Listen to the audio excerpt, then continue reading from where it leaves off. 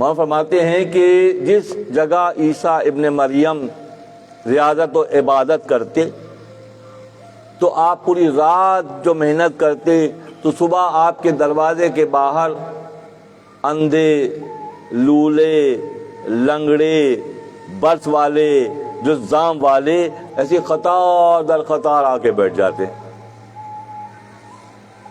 اور جب آپ صاحب قرآن عیسیٰ علیہ السلام اپنا دور مکمل کر کے باہر برآمد ہوتے تو پورا ایک کثیر مجمع آپ کا انتظار کر رہا ہوتا کہ وہ مجمع عیسیٰ کے دروازے کی پہچان رکھتا ہے کہ ہم لولے ہیں، لنگڑے ہیں، اندھے ہیں، برس والے ہیں، جذامی ہیں. اگر شفا ملے گی تو اس در سے ملے گی. اور جو اس در کو پہچان لیتے ہیں تو اگر زندگی کے معاملات میں بہت محنت کر رہے ہیں، فائدہ نہیں ہو رہا، لنگڑے ہو گئے. زندگی کے سفر میں محنت بہت کر رہے ہیں مگر معاملہ آگے نہیں بڑھ رہا تو مولانا فرماتے ہیں پھر وہ لنگڑا ہی ہو گیا نا. پھر تو کام تو بہت کرا، نتائج نہیں آ رہے. آنکھیں ہیں، دیکھنے کی صلاحیت نہیں ہے. تو ان تمام عیبوں کو کون دور کرتا ہے؟ ان تمام عیوب کو اللہ کے جو مقرب ہیں وہ دور کرتے ہیں. عیسیٰ ابن مریم کے پاس جوق در جوق لوگ آتے اور آپ کے دروازے کے باہر انتظار کرتے. آپ اپنے معاملات سے فارغ ہو کر جب برآمد ہوتے، اللہ غنی، انتہا کی بات ہے کہ اللہ نے عیسیٰ ابن مریم صلی اللہ علیہ وسلم کو یہ وصف بخشا کہ اندھوں کو بینائی دیتے تھے، لنگڑوں کو چلنے جیسا بنا دیتے تھے، جذام اور برس والوں کو شفا بخشتے تھے، بے اولادوں کو ان کی دعا کی برکت سے اللہ اولاد دیتا تھا. یہ ہم کس کی صلاحیتیں ہیں؟ یہ انبیاء کی صلاحیتیں ہیں. اور یہ انبیاء کی صلاحیتیں کیسے پیدا ہوتی ہیں؟ تقرب الی اللہ کی بنیاد پر پیدا. آپ برآمد ہوتے اپنے حجرے سے اور دم کرتے جاتے، لوگ جو لنگڑے آتے تھے وہ دوڑ کر جاتے تھے. یہ بات عیسیٰ ابن مریم تک مت رک جائیے گا. اس دور میں بھی جو لولے لنگڑے ہیں، جن کے کام رک رہے ہیں، جن کے معاملات میں رکاوٹ ہے، جن کی دیکھنے کی صلاحیت کم ہے، ڈھیلا تو ہے، بصیرت نہیں ہے. بصارت ہے، بصیرت نہیں ہے. تو بصیرت کو عیسیٰ ابن مریم جیسا ہی دے گا نا. ڈھیلا تو تمہارے پاس بھی ہے، بیل کے پاس بھی ہے، اونٹ کے پاس بھی ہے، گدھے کے پاس بھی ہے، بھینس کے پاس بھی ہے، مگر دیکھنے کی صلاحیت اس کے پاس نہیں ہے. تو دیکھنے کی صلاحیت کون دے گا؟ عیسیٰ جیسا کوئی ہوگا تو تمہاری آنکھوں پہ دم کرے گا تو تم دیکھنے ایکٹیویشن ہو جائے گی اور تم بصارت سے نکل کر بصیرت کی منزل پر سرفراز ہو جاؤ گے.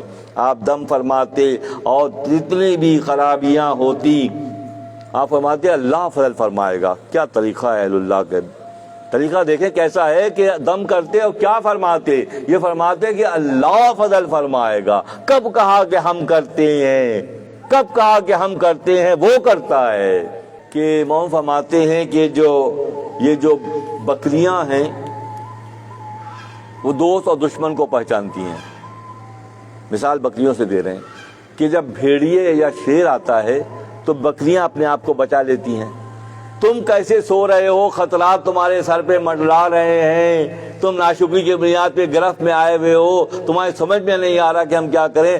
بکریاں تک بھیڑیوں کی خوشبو کو، ان کی اسمیل کو سونگھ لیتی ہیں. جب سونگھ لیتی ہیں تو اپنے بچاؤ کا انتظام کرتی ہیں. تم پہ پے در پے علامات ناشکری کے نتیجے میں، بے وفائی کے نتیجے میں، اہل اللہ سے بغض و عناد کی وجہ سے. بغض و عناد اہل اللہ سے سب سے بری چیز کا نام ہے. سب سے بری چیز کا نام کیا ہے؟ کہ اللہ کے دوستوں سے بیزاری، اللہ کے دوستوں کی راہ کو چھوڑنا. یہ سب سے بڑی خرابی ہے. وہ فرماتے ہیں کہ چوں خدا خواہد کہ ماں یاری کنات، جب اللہ چاہتا ہے کہ مجھ سے دوستی کرے. اللہ ہمارا رب ہے، بے مثل بے مثال ہے، ہم اس کی ادنا کی مخلوق ہیں، تخلیق ہیں. وہ فرماتے ہیں کہ جب اللہ چاہتا ہے کہ تم سے دوستی کرے، کیا خوبصورت بشارت ہے یہ. جو خدا خواہد کہ ماں یوری کنات، جب اللہ چاہتا ہے کہ مجھ سے دوستی کرے، میل مارا جان بے زاری کنات، وہ میرا ملان، میرا رجحان عاجزی کی طرف، زاری کی طرف کر دیتا ہے.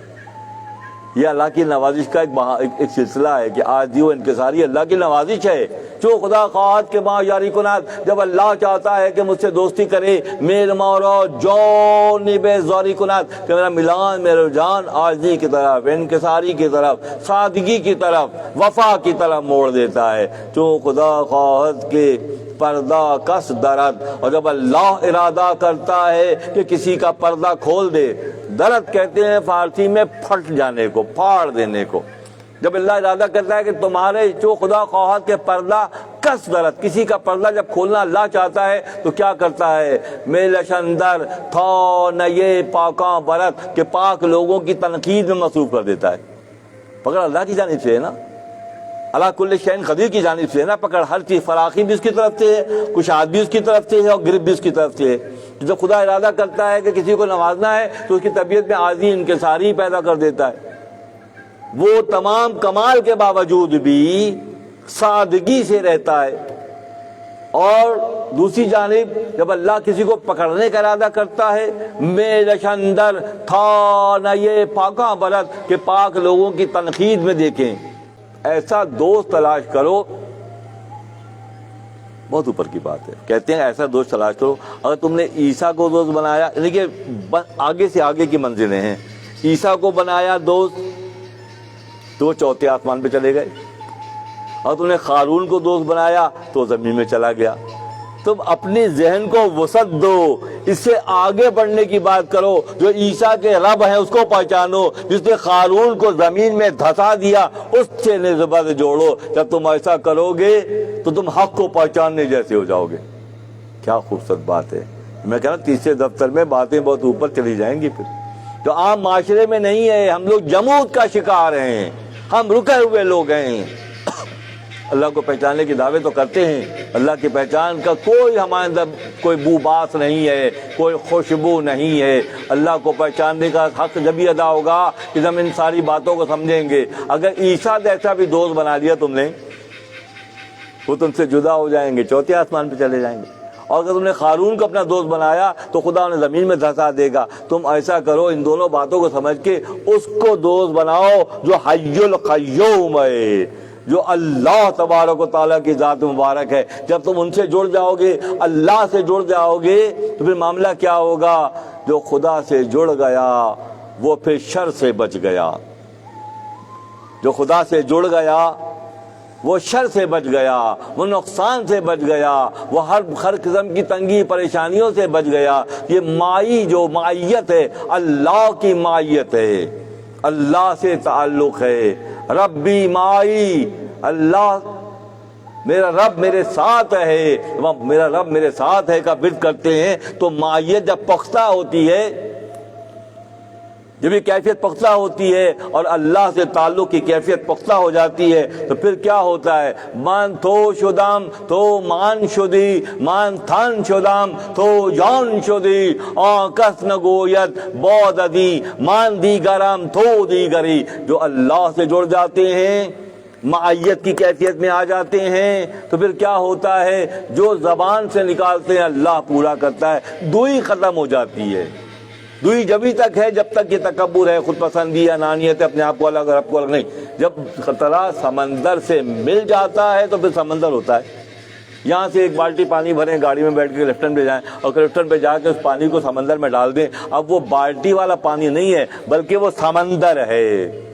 یہ سارا جو معاملہ ہے وہ یہ کہ بالٹی کو بالٹی رہنے دینا ہے, سمندر نہیں بننے دینا ہے. جب کوئی بتانے والا بتائے گا کہ اس فارمولے کو اپلائی کر کے تم اس راستے پہ چل پڑو جو اللہ سے تمہیں جوڑ دے گا, جب اللہ سے تمہیں جوڑ دے گا تو تمہاری یہ جو میں کا سلسلہ ختم ہو جائے گا, اور تمہارے اندر پھر لطافت پیدا ہو جائے گی. اور جو میں کا شکار ہوتے ہیں, چاہے وہ کتنی بڑی قوم کیوں نہ ہو, قوم سبا, بڑے باغات سے محلات سے اللہ نے نوازا ان کو. شام کے راستے پر بہت بڑے بڑے محلات تھے. ان کے جو معاشرے کے ناشکر گزار لوگ تھے, ان کا اینگل سنیں کیا ہے. وہ کہتے ہیں ہم رہ رہے ہیں تو غریب غربا بھی جو ہے وہ ہمارے ساتھ رہ رہے ہیں. ہم میں ان میں کوئی فرق ہونا چاہیے بھائی. جتنے قریب جو انہوں نے باغ بنائے ہیں اور محلات بنائے ہیں, تو ہم بھی گھوم رہے ہیں, یہ بھی گھوم رہے ہیں ہمارے ساتھ. یہاں دوئی آ گئی نا, اللہ کی مخلوق کو کم سمجھنا جرم ہے، اللہ کی تخلیق پر اعتراض کرنا جرم ہے۔ وہ کہنے لگے ہم بھی آتے ہیں، تو اب پھر انہوں نے ناشکری کہاں شروع کی؟ بھئی ہمیں سہولتیں نہیں چاہیے۔ کیا کہہ رہے ہیں؟ ہمیں سہولتیں قریب محلات اور باغ نہیں چاہیے، شکوے کرتے کہ دور دور ہونا چاہیے تاکہ غریب غربا ہمارے ساتھ موو نہ کر سکیں۔ اللہ غنی اللہ غنی، فاصلہ ہوگا، ہم بھی جاتے ہیں، یہ بھی پہنچ جاتے ہیں ہمارے پیچھے، تو ان کو دور دور محلات اور باغ ہوں۔ جب ناشکری کے اس منزل پر وہ آئے، اپنے اور عام لوگوں میں فرق جو آج کا بھی ہے، آج کا مطلب یہی ہے، جو صاحب ثروت ہیں، صاحب حیثیت ہیں، صاحب سو قول، صاحب علم بھی ہیں، وہ اپنی اور اللہ کی دیگر مخلوق کو اپنے سے کمتر سمجھتے ہیں۔ جب وہ کمتر سمجھتے ہیں تو پھر خدا کی پکڑ میں آتے ہیں۔ اہل سبا نے یہی کیا، بے شمار کشادگیاں، بے شمار انعام و اکرامات، بے شمار باغات و محلات کے باوجود جب انہوں نے ناشکری شروع کی۔ میں آج کی نشست میں ایک فارمولہ دیتا ہوں، کوئی بھی نئی شخصیت آئے چیک کر لیں، اگر اس کی گفتگو کی شروعات شکرانے سے ہو رہی ہے، 2 ٹوکریاں لے لیں، باسکٹ لے لیں۔ جو گفتگو کی شروعات شکرانے سے کرے اس کو رائٹ ونگ میں ڈال دیں، اور جو شکوے سے شروع کرے اس میں لیفٹ میں ڈال دیں، کیونکہ لا یستوی اصحاب النار و اصحاب الجنہ، جنت والے اور جہنم والے کبھی برابر ہو ہی نہیں سکتے۔ لا یستوی اصحاب النار اصحاب الجنہ اصحاب الجنۃ هم الفائزون، جنت والے صاحب مرام ہیں، وہ یمین والے ہیں، دائیں ہاتھ والے ہیں جو شکرانہ ادا کرتے ہیں، اور جو شکرانے سے گزر جاتے ہیں وہ بائیں ہاتھ والے ہیں۔ اور بایاں ہاتھ، توجہ دلانے کے لیے کہہ رہا ہوں، بایاں ہاتھ دائیں ہاتھ کے برابر ہو سکتا ہے۔ اس سے نماز میں ہم شہادت دیتے ہیں، انگشت شہادت کہلاتی ہے، اور بائیں ہاتھ سے ہم نجاست صاف کرتے ہیں، تو یہ برابر ہو سکتے ہیں؟ یہ چھوٹے چھوٹے سے پوائنٹ ہیں کہ دایاں ہاتھ شہادت کے لیے اور دایاں ہاتھ اصحاب المیمنہ۔ اصحاب المشأمہ کون سا ہے؟ بایاں ہاتھ والے اصحاب المشأمہ کہلاتے ہیں، اصحاب المیمنہ کون کہلاتے ہیں؟ دائیں ہاتھ والے کہلاتے ہیں۔ اس سے کیا کرتے ہیں؟ ہم رب کی شہادت دیتے ہیں، اور اس سے ہم کیا کرتے ہیں؟ نجاست صاف کرتے ہیں۔ تو ہمیں شعور کی منزل پر آ کر اس بات کو پختگی سے اپنے اندر بٹھانا ہے کہ ہم کس چیز سے کیا کام لے رہے ہیں۔ ذرا سی باریک کی بات ہے، اہل اللہ کا معاملہ یہ ہے کہ تسبیح ہمیشہ دائیں جیب سے نکلے گی اور پیسے ہمیشہ بائیں جیب سے نکلیں گے۔ تھوڑا ٹپ دے کر جا رہا ہوں، تسبیح ہمیشہ اصحاب المیمنہ کے انداز میں دائیں جیب سے نکلے گی، اور پیسے جو نجاست ہے، میل ہے، وہ دنیا کا میل ہے، وہ یہاں سے نکلے۔ اللہ کے نبی نے فرمایا کہ تمہاری 2 پسلیوں کے درمیان تمہارا سب سے بڑا دشمن نفس امارہ کی شکل میں ہے۔ نفس کیا ہے؟ نفس بھی اللہ کی مخلوق ہے، اللہ نے نفس کو بنایا ہے، اور ہمارے وجودوں میں نفس بھی ہے اور روح بھی ہے۔ اگر ہم اہل اللہ سے تعلق میں ہیں تو ہمارا روح کا جو پلہ ہے وہ بھاری ہو گیا، اور اگر ہم دنیا داری میں ہیں تو ہمارا نفس کا پلہ بھاری ہو گیا۔ یہ مسلسل جنگ کی کیفیت میں ہے۔ حضرت بایزید بسطامی رحمۃ اللہ علیہ، اہل اللہ کا معاملہ دوستوں یہ ہوتا تھا اور ہوتا بھی ہے کہ وہ نفس اور روح کا مشاہدہ کرتے ہیں۔ عام طور پر یہ صلاحیت عام لوگوں میں نہیں ہوتی۔ ہم میں سے کتنے ہیں جو یہ جانتے ہیں کہ ہماری روح کیسی ہے؟ ہم میں سے کتنے ہیں جو جانتے ہیں ہمارا نفس کیسا ہے کوئی تصور؟ دور دور تک نہیں ہے۔ جبکہ اہل اللہ کا معاملہ یہ ہوتا تھا کہ وہ اپنی روزمرہ کے معاملات میں اپنے نفس کو بھی دیکھتے تھے، اپنے روح کو بھی دیکھتے تھے۔ وہ خدا صلاحیت جو ہے اللہ انہیں تفوض کرتا ہے، اللہ انہیں دیتا ہے۔ بایزید بسطامی رحمۃ اللہ علیہ طویل عرصے تک چلہ گاہ میں رہے، جب برآمد ہوئے، چلہ کر کے برآمد ہوئے تو نفس کی طرف دیکھا، دونوں موجود ہیں نا، جسم میں دونوں چیزیں موجود ہیں۔ تھن زے جان وہ جان زے تھن مستور نیز، جسم جان سے اور جان جسم سے چھپا ہوا نہیں ہے۔ لے کسرا دید جن دستور نیز، ہر کسی کو یہ صلاحیت نہیں ہے کہ وہ روح کو دیکھ سکے۔ مولانا فرماتے ہیں تھن دے جان وہ جان دے تھن مستور نیز، جسم اور روح جو ہے وہ ملے ہوئے ہیں، ایک دوسرے الگ نہیں ہیں۔ ہمارے وجود کے اندر بھی روح ہے، ہمارے وجود کے اندر نفس ہے۔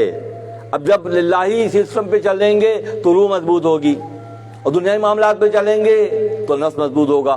ویسے بستامی رحمۃ اللہ علیہ نے کچھ لگا، یہ لوگ کہتے ہیں کیا ہے سب یہ سب نفس کو قابو کرنے اور روح کو طاقت دینے کی کیفیت کا نام ہے۔ خدا کی محنت، اللہ کی مخلوق کے ساتھ محبت کا معاملہ، شفقت کا معاملہ، اپنے ہاتھ کو اللہ کی مخلوق کے لیے دراز کرنا، یہ سب روح کو طاقت دینے کی باتیں ہیں۔ تنگ دست تنگی، بخل، کنجوسی، یہ سب جو ہے نفس کو خوش کرنے کی بات ہے۔ ویسے بستامی رحمۃ اللہ علیہ جب چلاگاہ سے برآمد ہوئے، توجہ کی، دیکھا نفس بہت کمزور ہو گیا ہے، مطمئن ہو گیا کہ اب یہ صحیح ہے، قابو میں رہے گا۔ یہ کچھ عرصے کے بعد کچھ وقت گزرا تو پھر دیکھا بڑا موٹا تازہ تگڑا ہو گیا، بڑا موٹا ہو گیا۔ بڑی حیرت ہوئی، پوچھا بھائی تو اتنا موٹا کیسے ہو گیا؟ میں تو بڑے باندھ کے رکھا تھا تجھے پہلے۔ کہ آپ کے جب لوگ دست بوسی اور قدم بوسی کرتے ہیں نا، آپ کی تعریف کرتے ہیں، تو وہاں سے مجھے سوہن حلوہ مل جاتا ہے کھانے کو، اور وہ کھا کھا کے میں موٹا ہو گیا۔ تو باعث بستامی کیونکہ ہوشیار تھے، آپ نے فرمایا کہ کوئی قدم بوسی اور دست بوسی اب نہیں ہوگی۔ وہاں سے ہلکی سی لہر آتی ہے خوشی کی، اور وہ نفس موٹا ہوتا ہے۔ تو اللہ کا معاملہ یہ ہوتا ہے، احتیاط کی جاتی ہے، بہت پھونک پھونک کے چلا جاتا ہے۔